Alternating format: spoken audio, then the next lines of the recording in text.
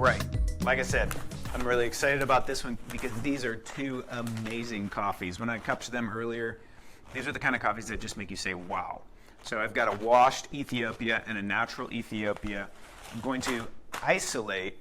Ethiopian coffees are beautiful in general, but I'm going to isolate what that processing does for bringing out those fragrances and aromas, because I have roasted these both extremely accurate to be the same roast level. So we're going to focus just on that processing impact. The dry fragrance first.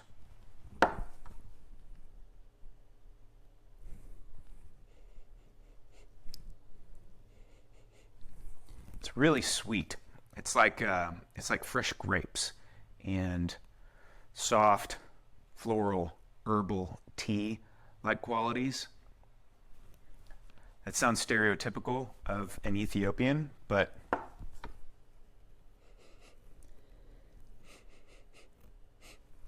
yeah, kind of some peach and real sweet fruit, real sweet berry.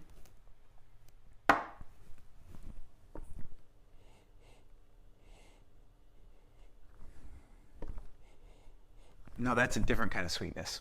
That's like a rich, sugary strawberries and cream sweetness. That is beautiful. This one has this refreshing kind of zest in its sweetness. This one has a luxurious sweetness to it. Yeah, like raspberry pudding. Not just raspberries that come across tart, but like that raspberry pudding or raspberry jello where a ton of sugar has been added to it. Fantastic. I'm already really excited to cup both of these coffees. All right, 4 minutes. Let's break these coffees. Again, you just have a spoon, you rinse it in between, and you're going to dip halfway down into that crust, push across, kind of circle once or twice, push again. And that's what I want to do when I have my nose down to the cup. I want to enjoy the aromas that are popping off. So first one is washed Ethiopia. Second one is natural processed Ethiopia.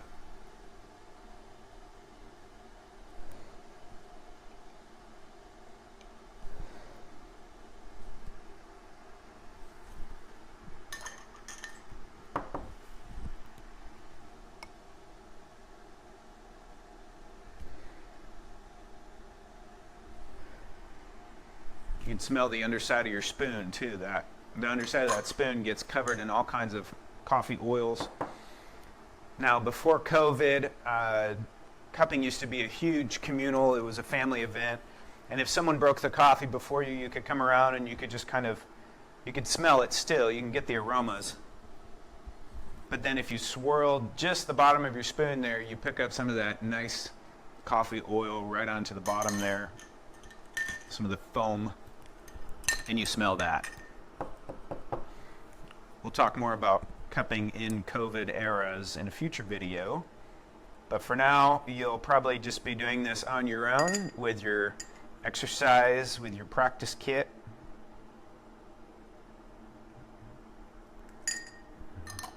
Rinse those spoons in between.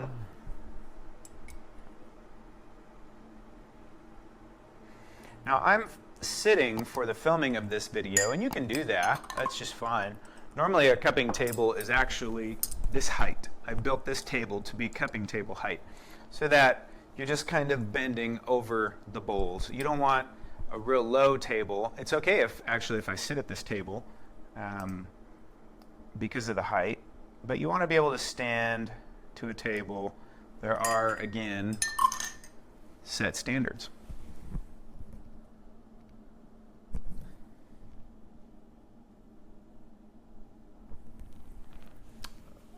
When I first put the water on these and when I broke, this washed Ethiopia just has this lemon lime effervescence, like when you open a bottle of Sprite and that lemon lime just carbonation kind of pops out at you. There's just this real fresh sweetness. The natural, somewhat predictable, but this dried strawberry, dried fruit quality to it. And again, it's really, really sweet, whereas this one's really refreshing. So, start my 4-minute timer. After it cools down, we're going to enjoy sipping on these coffees. Also, you know, this water has rinsed the spoons a couple times, especially if you have more than 2 cups of coffee. I just rinse and start with a little fresh water. It's warm here from the first round. And then I have a nice clean rinsing pitcher. All right, to be continued. All right, here we go. Ethiopia Sidama washed and the Ethiopia Yirgacheffe natural. So I already have a lot of expectation because I've enjoyed the fragrance, I've enjoyed the aroma, but now I get to sip and discover.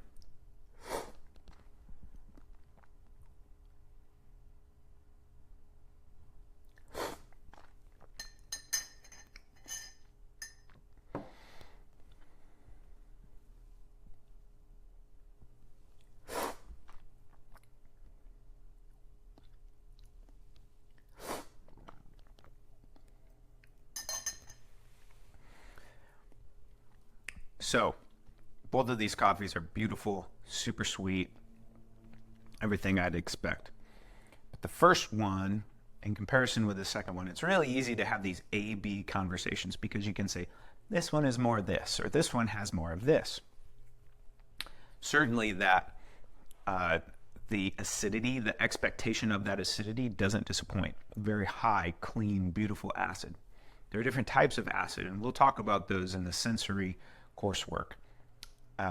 But for you now, this is kind of that grape type of acidity, which is different than apple or lemon or others. But just a real sweet, crisp, clean acidity.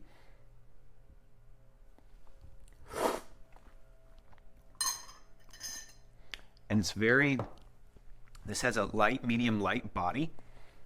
Not a bad body, actually. Yeah, like black tea. You know, tea is still watery, but has a nice coating. Whereas this one just is sticky, syrupy body. And that natural process coffee, if it's done right, if it's done well, it's a good coffee, you should be getting a lot of nice body from it. This one is just syrupy smooth. This one is really refreshing, but it's kind of fleeting. The body, just in terms of the weight on my tongue, disappears quickly. Now this one has these tea-like qualities to it, this black tea, this bergamot. Earlier when I was cupping this one, it had kind of like this fresh mint and basil almost to it, just like this herbaceous, floral, very lush and very fresh. I love Ethiopian coffees for that reason. Ethiopian washed coffees are some of my favorite. As a natural coffee, part of it is the body, but there's more of a complexity in this coffee. I need these coffees to really cool down, especially a natural processed Ethiopia coffee. I really like to drink it when it's cooled a lot.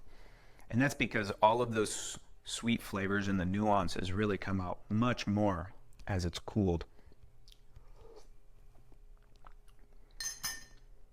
But yeah, kind of like a sweet dried cranberry, like craisins,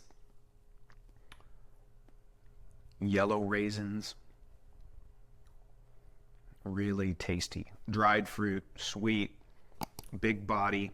Both of these are clean coffees, nice long lingering aftertaste, but this one has that lemon lime zest, lemongrass, herbs, mint, tea. Beautiful. All right. So enjoy these coffees. You're going to want to be drinking these coffees every day probably. You know, and after this cools down, you can drink that cup of coffee too. Spread out your cuppings so that you can enjoy them.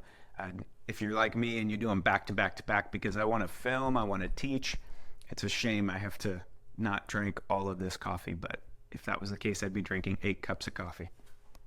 All right, we're moving on next to exercise number 4. That's a light versus a dark roast. And I'll throw in an extra tidbit or two here or there, but let me get those ready. They're right behind me, grind them up and go.